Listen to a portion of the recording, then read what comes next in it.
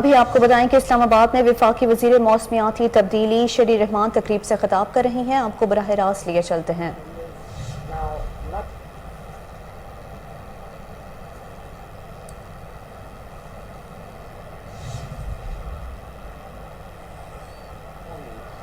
And you've seen the topography of the country from Gilgit-Baltistan to Khyber Pakhtunkhwa and AJK normally is where the flood rises.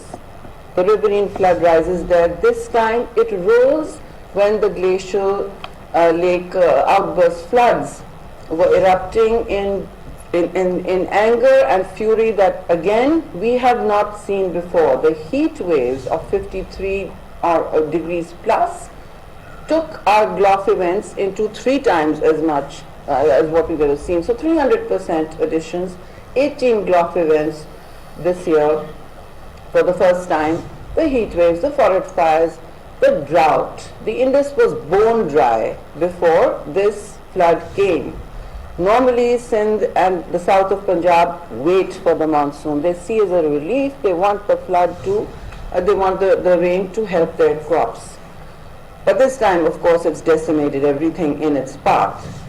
So to make sure that there's such decimation in that path does not occur, so while we're in a triple planetary crisis, Pakistan just endured a triple planetary flood. And this monsoon on steroids, as the Secretary General says, is a climate disaster of the decade. Why we have to be mindful is that climate is not in any one country's control. Neither is its impact. What happened in Pakistan will not stay in Pakistan. So every country will face a cascade of such events at one point or another. Western Europe's already feeling it, but I'm sorry, but what we just saw was a postcard from the edge of a memo from nature. This memo was not to Pakistan, it was to humanity. It was for people to make the right decisions. It was for redistributive justice, which is obviously climate justice in any words. And for that reason, I am very clear in what we are taking to COP. My colleagues here mentioned, to us it's the most important conference of the year, always, of all times, and we're hoping that countries will understand, will do the heavy lift beyond the humanitarian need and understand that when climate disasters hit, there needs to be recovery windows that climate disaster prone and vulnerable countries can access with speed, agility and predictability.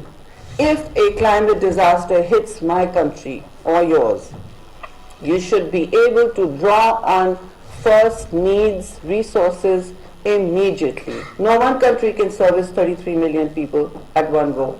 I'm seriously would be challenged to hear that. And so we're very grateful for all our partners. But please also bear in mind that we have to make some planning changes. We have to think about rebuilding with great resilience. And in doing so, resilience rebuilding also requires a great amount of technical capacity. It needs political heft on the ground. Please, 10 communities, move away from the village that you've lived in for centuries. We cannot allow you to live here. You can't police people to become climate resilient. You have to give them incentives. Those incentives are rooted in better livelihoods, a more productive year, an income stream that is not unreliable for them. After the loss of livestock and crop, that is a great worry, and that's a recurring anxiety, and it is on our calendar of of imminent anxieties, which is how will these people actually get back on their feet with a future of an income stream that is predictable. So building all of that requires a great deal of technical capacity, and I'm sorry to bring this up here, but it requires a great deal more of funding than just humanitarian recovery. Climate resilient infrastructure rebuilding requires a large envelope of funds. It also requires the technical and scientific capacity on the ground to build the advice chain, to resume our supply chains, we need all that. And so we're bringing it up at COP for not just loss and damage, but for adaptation, to be at the heart of recovery for countries that are in the front line, literally the ground zero of climate-induced disasters. We may or may not experience all of this the next year, but we will certainly be facing the drought. We will certainly be facing a heat wave, and our glaciers will be melting very fast. So with these few words, I just want to say, let's not vulnerability become a death sentence or a life sentence for countries like us. Let us be collectively mindful of our responsibilities, also our jobs on the ground here, and hope that we can reset the bargain between the global north and the south as we go into rebuilding our future here.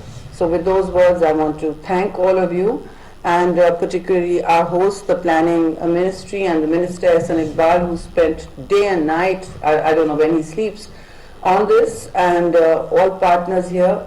Again, my apologies, World Bank, for keeping you up all night. Thank you very much. वफाकी वजीर मौसमियाती तब्दीली शेरी रहमान तकरीब से खताब कर रही थी। उनका कहना था कि बलोचिस्तान और सिंध के सैलाब मुतासर इलाकों में बहाली का काम जारी है। पाकिस्तान मौसमियाती तब्दीली से बराह रास्त मुतासर हुआ है। माहौलियाती तब्दीली के बायस मुख्तलिफ इलाकों का मौसम गर्मा में रिकॉर्ड दर्जा हरारत रहा। उनका मजीद कहना था कि माहौलियाती तब्दीली के बायस मुख्तलिफ इलाकों में हीट वेव का सामना करना पड़ा।